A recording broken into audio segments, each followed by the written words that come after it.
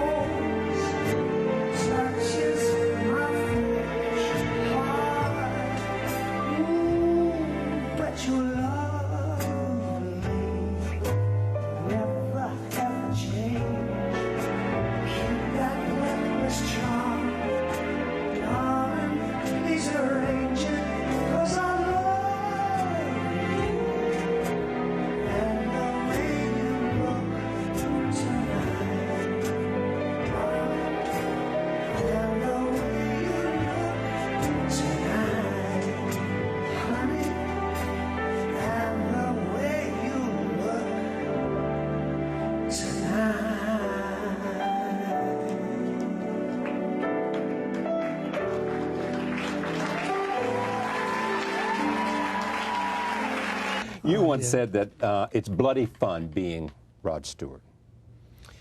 Yes, it is. Yeah. I mean, when you consider that I started out as a grave digger, you know, and born in a council house in North London. The council house is like, what would you say, your tenements? Yeah. It's tremendous. I mean, I've seen both sides of the fence. I've seen what it's like to live in absolute luxury and have more money than you can spend, and also I've been the other side of the fence where we used to have to save our bath water to put out in the garden to keep the roses growing. Well, not the roses, we couldn't afford roses, but you know what I'm saying. I do, I know what you're saying, but I understood the quote to mean that just sheer fun of doing what you do, having the life you have. Yeah. Beyond just stardom, but in a sense, loving what you do, loving the celebrity of it all. Yeah. In the best sense of the word, not the prying and the absence of privacy. Yeah, I don't... Being able to perform, being able to entertain people. That's it. Being able to see the enthusiasm of an audience. That's the magic. That is the drug. I mean, there's nothing like it in the world than just getting up in front of an audience and just sending them all home happy most of the time. It's wonderful. I've been very blessed, and I wouldn't change it for the world. You've had bad nights? The only bad nights I have, you know, and singers are notorious for being worried about their voices, and 9 times out of 10 it's all up in your mind, you know, is if I'm losing my voice and I've got to go out and sing to 18, 20,000 people. And I know that my voice is not 100%. Of course, the audience don't know. Yeah. But that, you know, as Pavarotti once said, a singer is a prisoner of his own voice, because 24 hours a day you've got to look after it. You know, you can't have late nights, you can't drink so much, and I've never smoked, so I've never had that problem. But you're a prisoner of your voice. It's your instrument, and you've got 2 little muscles bashing together like that. So what do you do to take care of it, other than nothing. Smoking? Nothing at all.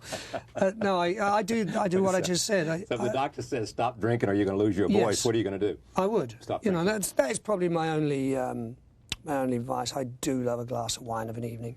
And as long as you don't... A glass of wine of an evening? Or 2 or 3. 2, 3, 4. As long as you go over the top, it's fine. This is the thing you've got to keep. Water. Water is the secret. The secret to any singer. You've got to keep your vocal cords moisturised like many other parts of the body. How long is this going to go on, this career of yours? Well, you know, when I came into it... It doesn't seem to slow down, is the reason I... Well, it ebbs and tides like anybody's career. I don't mean highs and lows in terms of records, but in a sense, the enthusiasm, the way you do it, is not dramatically different. No, it's not. The way you've been doing it for a long time. When I first came into the business, you know, when I was 19, I thought, if this lasts for a year, I'll be really happy. I'll be able to buy myself a little cheap sports car, pull all the girls, and then everybody would have forgotten about me. And here I am, 57, you know, and just made another album. Yeah. Do you do anything to take care of yourself other than drink a lot of water? Exercise? Oh, yeah. Well, as we said, soccer's a big part of my life, and I work out nearly every day. You know, you've got to be fit to play soccer, because it's not enjoyable unless you're fit. You can't be overweight, although some of my team are, and I keep telling them about their huge bums. You've got to be fit to enjoy it. Do you play with guys your own age, or you play with young guys? I'm the old guy in the team. Can you still score, or are you out there mainly I'm now around? in the defence. You know, don't go any further back than that. But it's an over 35s league, and it's very competitive. You know, I play on a British team, and we play against Argentinians and Germans and South Americans, so it's very nationalistic sometimes, gets quite spiteful. Why are soccer fans so much more raucous than any fans in any sports anywhere in the world? It beats me. It's just, it runs deep. It's a way of expressing yourself, especially for the poorer countries. It's their only way of expressing themselves, you know, and especially for the players, it's their only way out of the ghetto, you know, is soccer. Do you own a team? No, I don't own it. Have you ever wanted to own a team? No, never ever. I just want to play. You never have? No. I don't know of anybody who's more passionate about it who's a performer than you. No, Elton Jones. Well, he's pretty good, that's right. He used to own a team called Watford, and we used to go and watch that together in the old days. But no, I've always wanted to play, and the day I can't play, there'll be a huge, you know, void in my life, and depression, and all of those things. Yeah. But how often do you play? Can I take my scarf off? Of course you can. I hope this is not interfering with the sound. Where are you going? You're looking like a dandy. I came to you look see like you, Disraeli. I came to see you, mate. You look like... Dress up for my appearances. When you come to the table, you come prepared. I do, certainly do. You know? So back to the notion of soccer's a passion, continuing what you're doing. How will you know when it's time to stop? There's no reason to believe rock and roll stars now. Go on and on. Do what? We can go on and on. You go on and on, We're breaking new barriers. Exactly. And there's an audience, clearly. And it's got to be, you're developing new audience as well. It's not the same old audience. I mean, I assume you can look out and see people, you know, who are 20, 30, 40, 50. And older. Well, you know what it is? When we all first started, us that came along in the late 60s and the early 70s, it was a relatively new form of art, you see. But nowadays, you know, every kid on the street's getting into a band, and MTV and VH1, it's not quite so unusual to be in a band or be a rock and roll singer. So we, in other words, I'm saying we were the originals, and we did everything first. And it's very hard to come up with anything new in rock and roll, because it's such a small sphere that it goes round in. It's more or less been the same chords since it first started. So we were lucky. We were the first ones. What is it that you think is your best? I mean, what are your What's carried you the most? I mean, is it being an entertainer more than anything else? I think it's... More than the voice, more than the musicality? It's a combination of everything. I was asked this question the other day, what with the pop idol phenomenon being around. And it really is, I think you've got to look interesting, not necessarily great looking. In fact, that can go against you, I think. I think you've got to have an interesting face like I have and Mick has and Elton has. And then, of course, the voice is very important. It's a whole package. It's being able to perform and entertain. And have some uniqueness, some originality. Yeah, with me it was the voice, you know, the nose and the haircut. Who are you competitive with? No one anymore, really. Not with Mick, not with... Probably I used to be in the old days. Not with McCartney, not with... No, not with McCartney. We probably Mick and Bowie, because we were all came on at the same time. We were all competing with... And a guy called T-Rex, Mark Bolan. But we all came through in the early 70s, you know, and the Stones were before that. But during the early 70s, we were all pretty competitive, but on a very healthy level. What's your favourite among these songs, then? The Nearness of You. Is it really? Yes. Why? I first heard that when I was, I think, 7 or 8, Ella Fitzgerald and Louis Armstrong doing it. No, maybe not. I'm sure that album came out a bit later. It must have been in the 60s I first heard that. It's my favourite track because I love the string arrangement and I love the vocal, even though I say it myself. Who's had the most influence on you? I mean, some people talk about Jeff Beck and Ron Wood as people who've influenced you. Well, outside of Sam Cooke and those people, right. Oh, Ronnie Wood. I mean, I wouldn't say he's had an influence on me, but he's certainly helped me get where I am because on the early albums, you know, the big album, Every Picture Tells a Story, that had Maggie May on it. Woody played bass and guitar and was just a stalwart for me in the studio. So me and him are like brothers, you know. Beck. And then how about Jeff Beck? Jeff was brilliant, and that was a great band to be in. I mean, it was a Chicago blues band, all full of little white pretty boys, you know. And when we first came and played the Fillmore East, our first concert, this is like history. How long ago was this? This is 1967, 68. I hid behind the speakers at the Fillmore East. I was so frightened to come out because I was trying to sound like a Negro singer. Yes. And I was frightened because I thought... 35 years ago. I thought 35 years ago. If I see black people in the audience before us, I'm going to freeze. So I hid behind the amps, sung a few lines, you know, and then came out because the audience just loved us, you know, and that was... But that was a great band, a great blues band, and Jeff's... We are the enemies, Jeff and I. We don't really get on well. You kind of drifted apart, didn't you? Yeah, but he was some guitar player, just phenomenal. No one would touch him. I think he lacks a singer. If he had a singer like me, you know, he could probably make great albums again. And I would make an album with him if I was asked. Well, why don't you ask? Too shy. I've got enough filled with my own album here, Charlie, you know. Oh, you've got a new album. I've got a new album now, but I've got to keep harking back on it.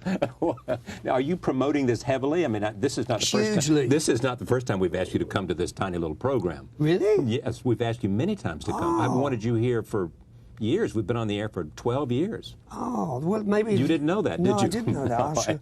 I apologise, but maybe this album is just so appropriate for this sort of chat. The appropriate time to have you come here. Yeah.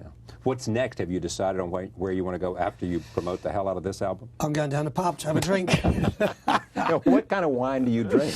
I drink anything good. I love really? Italian Chardonnays. Do you really? I love Italian Chardonnays, but I'd like to... White rather than red wine for you? White, yeah. Always? Yeah, I usually can do a bottle a night and then finish up with a glass of red and then go to bed. I'm happy. But as far as music goes, I'd like to do an R&B album. Would you really? Why don't you go back to sort of the Sam Cooke type stuff? Yeah, obscure Sam Cooke and obscure Joe Tex and Solomon Burke, that sort of stuff. I'd love to. This album is called It Had to Be You, the Great American... Again.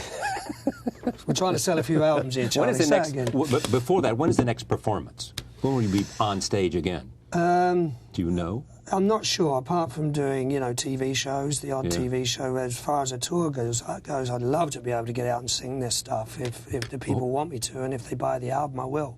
It Had to Be You, the Great American Songbook. This album can be purchased at your local record store, can't it? Yeah. I hope so. We're all in trouble. One more time. Let me just read. Should I read it one more time, the kind of songs you'd get on here? Yeah. You go to my head, they can't take that away from me. The way you look tonight, it had to be you, that old feeling, these foolish things, the very thought of you, Moonglow. I'll be seeing you every time we say goodbye, the nearness of you, your fave. For all we know, we'll be together again. And that's all. And that's all. Thank you. Thank Pleasure. you, Charlie. Lovely.